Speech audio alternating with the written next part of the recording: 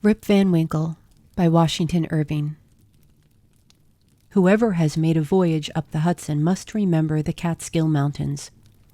They are a dismembered branch of the great Appalachian family and are seen away to the west of the river, swelling up to a noble height and lording it over the surrounding country. Every change of season, every change of weather, indeed every hour of the day produces some change in the magical hues and shapes of these mountains, and they are regarded by all the good wives far and near as perfect barometers. When the weather is fair and settled, they are clothed in blue and purple, and print their bold outlines on the clear evening sky. But sometimes, when the rest of the landscape is cloudless, they will gather a hood of gray vapors around their summits, which in the last rays of the setting sun will glow and light up like a crown of glory. At the foot of these fairy mountains, the voyager may have descried the light smoke curling up from the village, whose shingle roofs gleam among the trees, just where the blue tints of the upland melt away into the fresh green of the nearby landscape. It is a little village of great antiquity, having been founded by some of the Dutch colonists in the early times of the province, just about the beginning of the government of the good Peter Stuyvesant, may he rest in peace. And there were some of the houses of the original settlers standing within a few years, built of small yellow bricks brought from Holland, having latticed windows and gabled fronts surmounted with weathercocks. In that same village, and in one of these very houses, which, to tell the precise truth, was sadly time-worn and weather-beaten, there lived many years since, while the country was yet a province of Great Britain, a simple, good-natured fellow of the name of Rip Van Winkle. He was a descendant of the Van Winkles, who figured so gallantly in the chivalrous days of Peter Stuyvesant and accompanied him to the siege of Fort Christina. He inherited, however, but little of the martial character of his ancestors. I have observed that he was a simple, good-natured man. He was, moreover, a kind neighbor and an obedient, hen-pecked husband. Indeed, to the latter circumstance might be owing that meekness of spirit which gained him such universal popularity, for those men are most apt to be obsequious and conciliating abroad, who are under the discipline of shrews at home. Their temper, doubtless, are rendered pliant and malleable in the fiery furnace of domestic tribulation, and a curtain lecture is worth all the sermons in the world for teaching the virtues of patience and long-suffering. A termagant wife may, therefore, in some respects, be considered a tolerable blessing, and if so, Rip Van Winkle was thrice blessed. Certain it is that he was a great favorite among all the good wives of the village, who, as usual with the amiable sex, took his part in all family squabbles, and never failed, whenever they talked those matters over in their evening gossipings, to lay all the blame on Dame Van Winkle. The children of the village, too, would shout with joy whenever he approached. He assisted at their sports, made their playthings, taught them to fly kites and shoot marbles, and told them long stories of ghosts, witches, and Indians. Whenever he went dodging about the village, he was surrounded by a troop of them, hanging on his skirts, clambering on his back, and playing 1,000 tricks on him with impunity, and not a dog would bark at him throughout the neighborhood. The great error in Rip's composition was an insuperable aversion to all kinds of profitable labor. It could not be from the want of assiduity or perseverance, for he would sit on a wet rock with a rod as long and heavy as a Tartar's lance, even though he should not be encouraged by a single nibble. He would carry a fowling piece on his shoulder for hours together, trudging through woods and swamps and up hill and down dale to shoot a few squirrels or wild pigeons. He would never refuse to assist a neighbor even in the roughest toil, and was a foremost man at all country frolics for husking Indian corn or building stone fences. The women of the village, too, used to employ him to run their errands, and to do such little odd jobs as their less obliging husbands would not do for them. In a word, Rip was ready to attend to anybody's business but his own. But as to doing family duty and keeping his farm in order, he found it impossible. In fact, he declared it was of no use to work on his farm. It was the most pestilent little piece of ground in the whole country, Everything about it went wrong and would go wrong in spite of him. His fences were continually falling to pieces.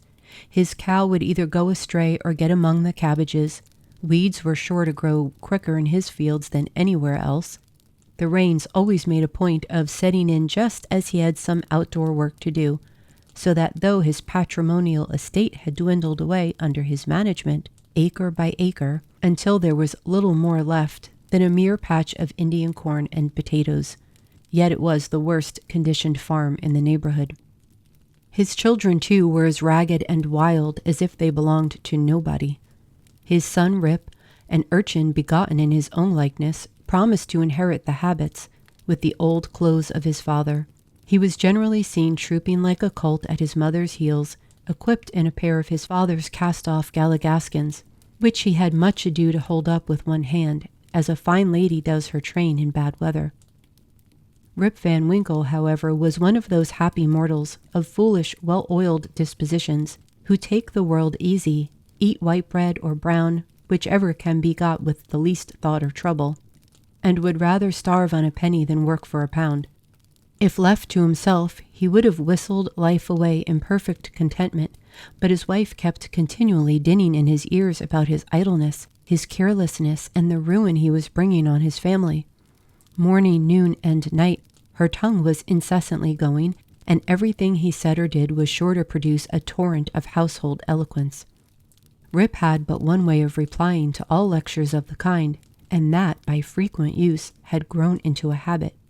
He shrugged his shoulders, shook his head, cast up his eyes, but said nothing. This, however, always provoked a fresh volley from his wife, so that he was fain to draw off his forces and take to the outside of the house, the only side which, in truth, belongs to a henpecked husband. Rip's sole domestic adherent was his dog Wolf, who was as much henpecked as his master, for Dame Van Winkle regarded them as companions in idleness, and even looked upon Wolf with an evil eye, as the cause of his master's going so often astray. True it is, in all points of spirit befitting an honorable dog, he was as courageous an animal as ever scoured the woods. But what courage can withstand the ever-during and all-besetting terrors of a woman's tongue? The moment Wolf entered the house, his crest fell, his tail drooped to the ground or curled between his legs. He sneaked about with a gallows air, casting many a sidelong glance at Dame Van Winkle, and at the least flourish of a broomstick or ladle he would fly to the door with yelping precipitation. Times grew worse and worse with Rip Van Winkle as years of matrimony rolled on. A tart temper never mellows with age, and a sharp tongue is the only edged tool that grows keener with constant use. For a long while he used to console himself, when driven from home, by frequenting a kind of perpetual club of the sages, philosophers, and other idle personages of the village, which held its sessions on a bench before a small inn, designated by a rubicund portrait of His Majesty George III. Here they used to sit in the shade through a long, lazy summer's day, talking listlessly over village gossip or telling endless sleepy stories about nothing. It would have been worth any statesman's money to have heard the profound discussions that sometimes took place when by chance an old newspaper fell into their hands from some passing traveler. How solemnly they would listen to the contents as drawled out by Derrick Van Bummel, the schoolmaster, a dapper, learned little man who was not to be daunted by the most gigantic word in the dictionary, and how sagely they would deliberate upon public events some months after they had taken place. The opinions of this junto were completely controlled by Nicholas Vedder, a patriarch of the village and landlord of the inn, at the door of which he took his seat from morning till night, just moving sufficiently to avoid the sun and keep in the shade of a large tree, so that the neighbors could tell the hour by his movements as accurately as by sundial. It is true he was rarely heard to speak, but smoked his pipe incessantly. His adherents, however, for every great man has his adherents, perfectly understood him and knew how to gather his opinions. When anything that was read or related displeased him, he was observed to smoke his pipe vehemently and to send forth short, frequent, and angry puffs. But when pleased, he would inhale the smoke slowly and tranquilly, and emit it in light and placid clouds, and sometimes taking the pipe from his mouth and letting the fragrant vapor curl about his nose, would gravely nod his head in token of perfect approbation. From even this stronghold, the unlucky Rip was at length routed by his termagant wife, who would suddenly break in upon the tranquillity of the assemblage and call the members all to naught, nor was that august personage, Nicholas Vedder himself, sacred from the daring tongue of this terrible virago, who charged him outright with encouraging her husband in habits of idleness. Poor Rip was at last reduced almost to despair, and his only alternative to escape from the labor of the farm and the clamor of his wife was to take gun in hand and stroll away into the woods. Here he would sometimes seat himself at the foot of a tree and share the contents of his wallet with Wolf, with whom he sympathized as a fellow sufferer in persecution. Poor Wolf, he would say, thy mistress leads thee a dog's life of it. But never mind, my lad, whilst I live, there shalt never want a friend to stand by thee. Wolf would wag his tail, looking wistfully into his master's face, and if dogs can feel pity, I verily believe he reciprocated the sentiment with all his heart. In a long ramble of the kind, on a fine autumnal day, Rip had unconsciously scrambled to one of the highest parts of the Catskill Mountains. He was after his favorite sport of squirrel shooting, and the still solitudes had echoed and re-echoed with the reports of his gun. Panting and fatigued, he threw himself late in the afternoon on the green knoll, covered with mountain herbage that crowned the brow of a precipice. From an opening between the trees he could overlook all the lower country for many a mile of rich woodland.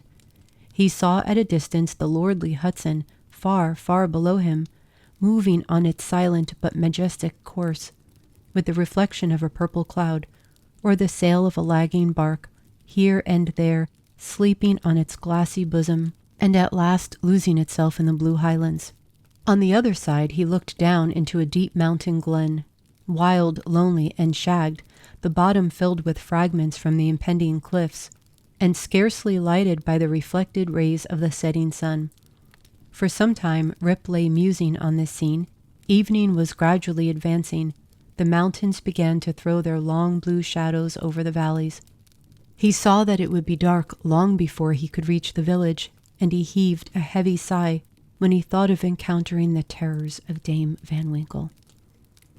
As he was about to descend, he heard a voice from a distant hallooing. Rip Van Winkle, Rip Van Winkle. He looked round, but could see nothing but a crow winging its solitary flight across the mountain. He thought his fancy must have deceived him, and turned again to descend, when he heard the same cry ring through the still evening air. Rip Van Winkle, Rip Van Winkle. At the same time Wolf bristled up his back, and giving a low growl, skulked to his master's side, looking fearfully down into the glen. Rip now felt a vague apprehension stealing over him. He looked anxiously in the same direction, and perceived a strange figure slowly toiling up the rocks and bending under the weight of something he carried on his back. He was surprised to see any human being in this lonely and unfrequented place, but supposing it to be someone of the neighborhood in need of his assistance, he hastened down to yield it. On nearer approach, he was still more surprised at the singularity of the stranger's appearance. He was a short, square-built old fellow with thick, bushy hair and a grizzled beard. His dress was of the antique Dutch fashion. A cloth jerkin strapped round the waist, several pairs of breeches, the outer one of ample volume, decorated with rows of buttons down the sides and bunches at the knees. He bore on his shoulder a stout keg that seemed full of liquor, and made signs for Rip to approach and assist him with the load. Though rather shy and distrustful of this new acquaintance, Rip complied with his usual alacrity, and mutually relieving one another, they clambered up a narrow gully, apparently the dry bed of a mountain torrent. As they ascended, Rip every now and then heard long, rolling peals, like distant thunder that seemed to issue out of a deep ravine, or rather cleft between lofty rocks, toward which their rugged path conducted. He paused for an instant, but supposing it would be to the muttering of one of those transient thunder showers which often take place in the mountain heights, he proceeded. Passing through the ravine, they came to a hollow, like a small amphitheater, surrounded by perpendicular precipices, over the brinks of which impending trees shot their branches, so that you only caught glimpses of the azure sky and the bright evening cloud. During the whole time, Rip and his companion had labored on in silence, for though the former marveled greatly, what could be the object of carrying a keg of liquor up this wild mountain, yet there was something strange and incomprehensible about the unknown that inspired awe and checked familiarity. On entering the amphitheater, new objects of wonder presented themselves. On a level spot in the center was a company of odd-looking personages playing at ninepins. They were dressed in quaint, outlandish fashion. Some wore short doublets, others jerkins with long knives in their belts, and most of them had enormous breeches of similar style with that of the guides. Their visages, too, were peculiar. One had a large head, broad face, and small piggish eyes. The face of another seemed to consist entirely of nose, and was surmounted by a white sugarloaf hat, set off with a little red cock's tail. They all had beards of various shapes and colors. There was one who seemed to be the commander. He was a stout old gentleman with a weather-beaten countenance. He wore a laced doublet, broad belt and hanger, high-crowned hat and feather, red stockings and high-heeled shoes with roses in them. The whole group reminded Rip of the figures in an old Flemish painting in the parlor of Dominie van Schaik, the village parson, and which had been brought over from Holland at the time of the settlement. What seemed particularly odd to Rip was that these folks were evidently amusing themselves, yet they maintained the gravest face, the most mysterious silence, and wherewithal the most melancholy party of pleasure he had ever witnessed. Nothing interrupted the stillness of the scene but the noise of the balls which, whenever they were rolled, echoed along the mountains like rumbling peals of thunder. As Rip and his companion approached them, they suddenly desisted from their play and stared at him with such fixed, statue-like gaze and such strange, uncouth, lackluster countenances that his heart turned within him and his knees smote together. His companion now emptied the contents of the keg into large flagons, and made signs to him to wait upon the company. He obeyed with fear and trembling. They quaffed the liquor in profound silence, and then returned to their game. By degrees, Rip's awe and apprehension subsided. He even ventured, when no eye was fixed upon him, to taste the beverage which he found had much of the flavor of excellent Hollands. He was naturally a thirsty soul, and was soon tempted to repeat the draught. One taste provoked another, and he reiterated his visits to the flagon so often that at length his senses were overpowered, his eyes swam in his head gradually declined, and he fell into a deep sleep. On waking, he found himself on the green knoll, whence he had first seen the old man of the glen. He rubbed his eyes. It was a bright sunny morning. The birds were hopping and twittering among the bushes, and the eagle was wheeling aloft and breasting the pure mountain breeze. Surely, thought Rip, I have not slept here all night. He recalled the occurrences before he fell asleep. The strange man with a keg of liquor, the mountain ravine, the wild retreat among the rocks, the woebegone party at ninepins, the flagon. Oh, that flagon, that wicked flagon, thought Rip. What excuse shall I make to Dame Van Winkle? He looked round for his gun, but in place of the clean, well-oiled fowling piece, he found an old firelock lying by him, the barrel encrusted with rust, the lock falling off, and the stock worm-eaten. He now suspected the grave roisterers of the mountain had put a trick upon him, and having dosed him with liquor, had robbed him of his gun. Wolf, too, had disappeared, but he might have strayed away after a squirrel or partridge. He whistled after him and shouted his name, but all in vain. The echoes repeated his whistle and shout, but no dog was to be seen. He determined to revisit the scene of the last evening's gambol, and if he met any of the party, to demand his dog and his gun. As he rose to walk, he found himself stiff in the joints and wanting in his usual activity. These mountain beds do not agree with me, thought Rip. And if this frolic should lay me up with a fit of the rheumatism, I shall have a blessed time with Dame Van Winkle. With some difficulty he got down into the glen. He found the gully up which he and his companion had ascended the preceding evening. But to his astonishment, a mountain stream was now foaming down it, leaping from rock to rock, and filling the glen with babbling murmurs. He, however, made shift to scramble up its sides, working his toilsome way through thickets of birch, sassafras, and witch hazel, and sometimes tripped up or entangled by the wild grapevines that twisted their coils or tendrils from tree to tree, and spread a kind of network in its path. At length he reached to where the ravine had opened through the cliffs to the amphitheater, but no traces of such opening remained. The rocks presented a high, impenetrable wall, over which the torrent came tumbling into a sheet of feathery foam, and fell into a broad, deep basin, black from the shadows of the surrounding forest. Here, then, poor Rip was brought to a stand. He again called and whistled after his dog. He was only answered by the cawing of a flock of idle crows, sporting high in the air about a dry tree that overhung a sunny precipice, and who, secure in their elevation, seemed to look down and scoff at the poor man's perplexities. What was to be done? The morning was passing away, and Rip felt famished for want of his breakfast. He grieved to give up his dog and gun. He dreaded to meet his wife, but it would not do to starve among the mountains. He shook his head, shouldered the rusty firelock, and with a heart full of trouble and anxiety, turned his steps homeward. As he approached the village, he met a number of people, but none whom he knew, which somewhat surprised him, for he had thought himself acquainted with everyone in the country round. Their dress, too, was of a different fashion from that to which he was accustomed. They all stared at him with equal marks of surprise, and whenever they cast their eyes upon him, invariably stroked their chins. The constant recurrence of this gesture induced Rip involuntarily to do the same, when to his astonishment he found his beard had grown a foot long.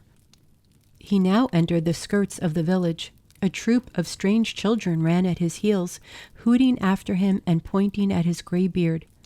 The dogs, too, not one of which he recognized for an old acquaintance, barked at him as he passed. The very village was altered.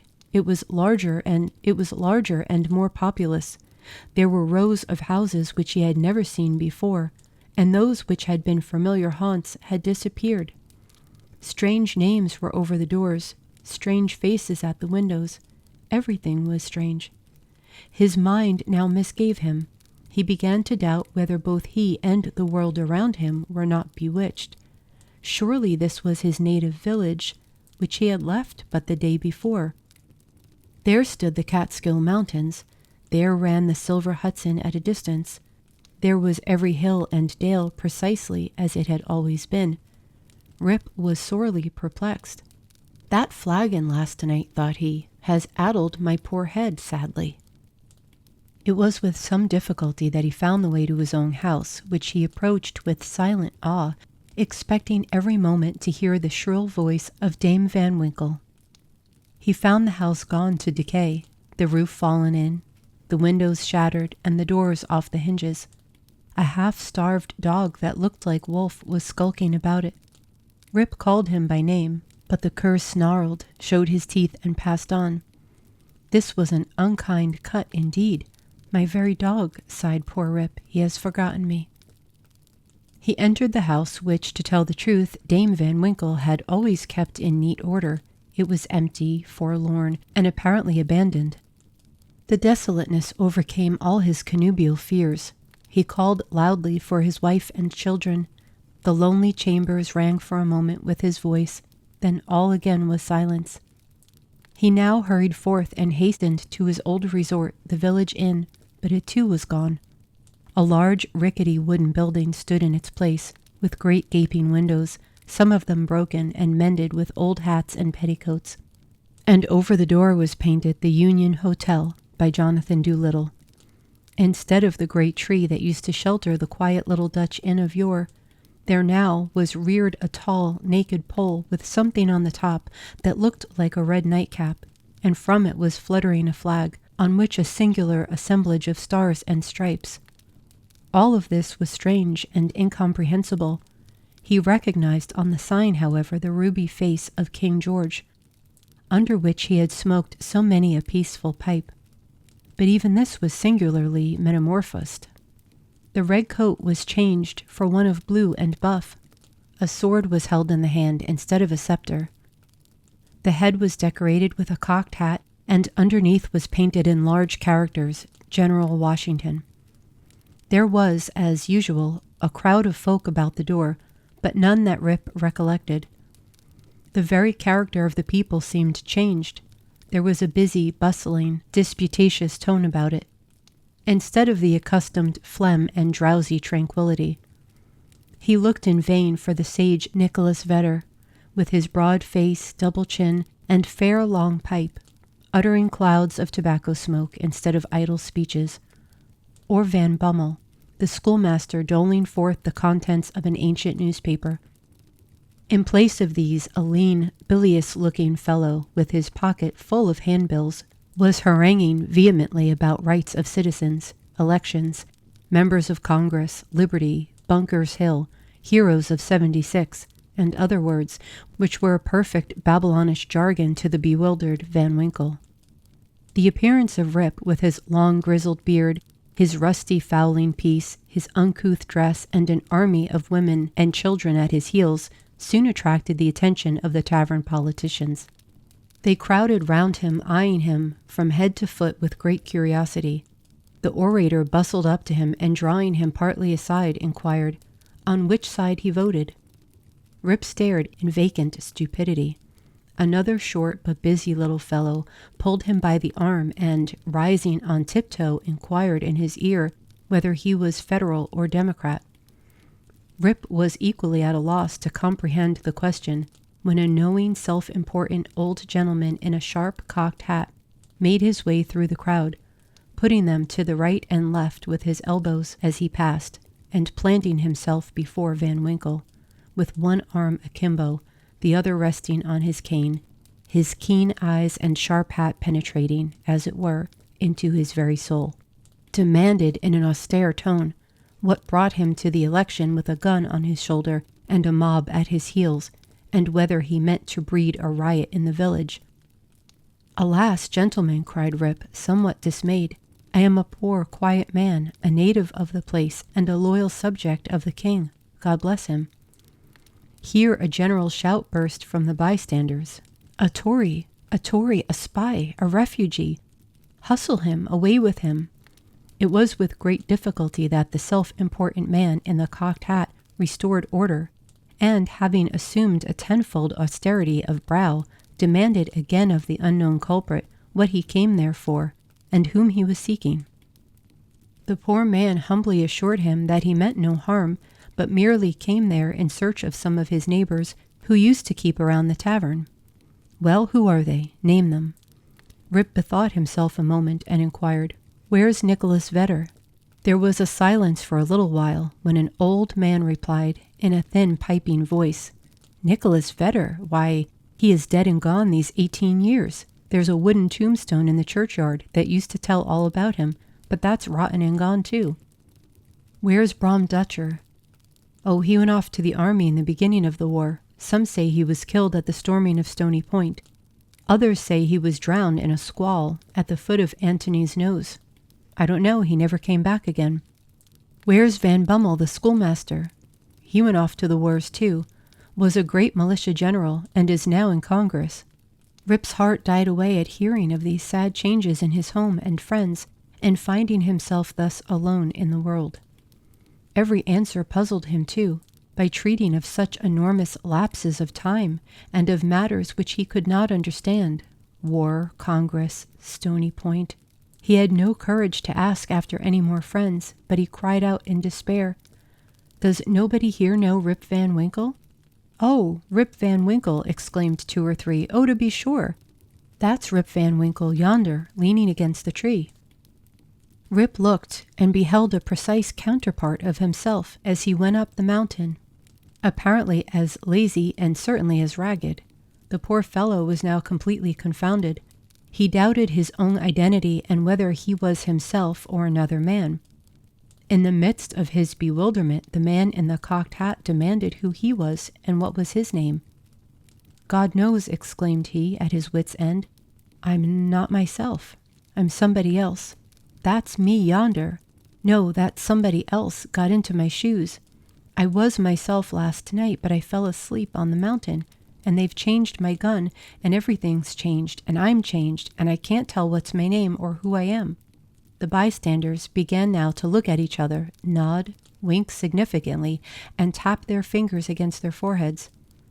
There was a whisper also about securing the gun and keeping the old fellow from doing mischief, at the very suggestion of which the self-important man in the cocked hat retired with some precipitation. At this critical moment, a fresh, comely woman pressed through the throng to get a peep at the gray-bearded man. She had a chubby child in her arms, which, frightened at his looks, began to cry. "Hush, Rip," cried she. "Hush, you little fool. The old man won't hurt you." The name of the child, the air of the mother, the tone of her voice, all awakened a train of recollections in his mind. "What is your name, my good woman?" asked he. "Judith Gardinier." "And your father's name?" "Ah, poor man, Rip Van Winkle was his name, but it's 20 years since he went away from home with his gun, and never has been heard of since. His dog came home without him, but whether he shot himself or was carried away by the Indians, nobody can tell. I was then but a little girl." Rip had but one question more to ask, but he put it with a faltering voice. "Where's your mother?" "Oh, she too had died but a short time since. She broke a blood vessel in a fit of passion at a New England peddler." There was a drop of comfort, at least, in this intelligence. The honest man could contain himself no longer. He caught his daughter up and her child in his arms. "I am your father," cried he. "Young Rip Van Winkle once, old Rip Van Winkle now. Does nobody know poor Rip Van Winkle?" All stood amazed until an old woman tottering out from among the crowd put her hand on her brow, and peering under it in his face for a moment, she exclaimed, "Sure enough, it is Rip Van Winkle. It is himself. Welcome home again, old neighbor. Why, where have you been these 20 long years?" Rip's story was soon told, for the whole 20 years had been to him but as one night. The neighbors stared when they heard it. Some seemed to wink at each other and put their tongues in their cheeks. And the self-important man in the cocked hat, who, when the alarm was over, had returned to the field, screwed down the corners of his mouth and shook his head, upon which there was a general shaking of the head throughout the assemblage. It was determined, however, to take the opinion of old Peter Vanderdonk, who was seen slowly advancing up the road. He was a descendant of the historian of that name, who wrote one of the earliest accounts of the province. Peter was the most ancient inhabitant of the village, and well versed in all the wonderful events and traditions of the neighborhood. He collected Rip at once and corroborated his story in the most satisfactory manner.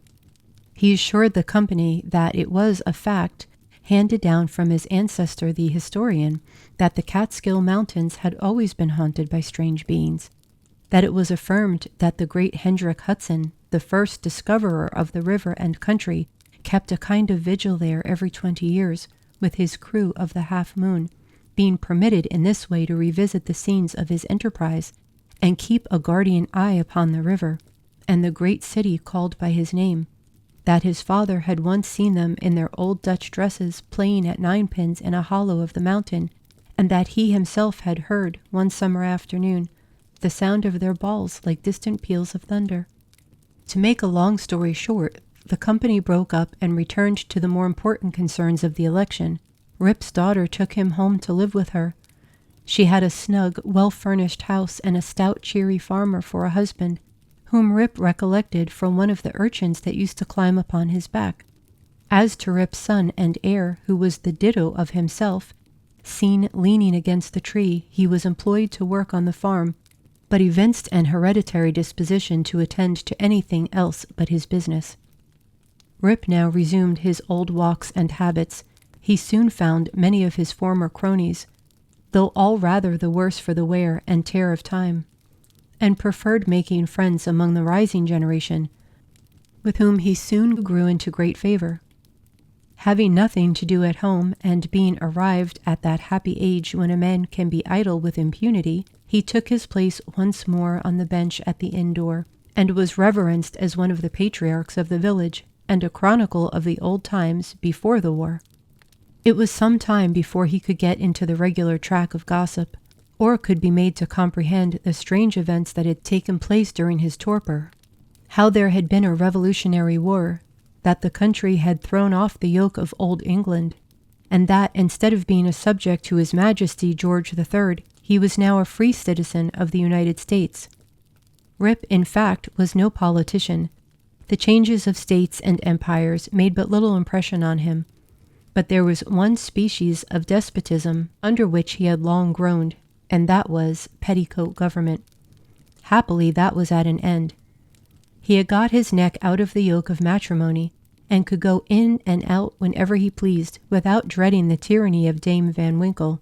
Whenever her name was mentioned, however, he shook his head, shrugged his shoulders, and cast up his eyes, which might pass either for an expression of resignation to his fate or joy at his deliverance. He used to tell his story to every stranger that arrived at Mr. Doolittle's hotel. He was observed at first to vary on some points every time he told it, which was doubtless owing to his having so recently awakened. It at last settled down precisely to the tale I have related, and not a man, woman, or child in the neighborhood but knew it by heart. Some always pretended to doubt the reality of it, and insisted that Rip had been out of his head, and that this was one point on which he always remained flighty.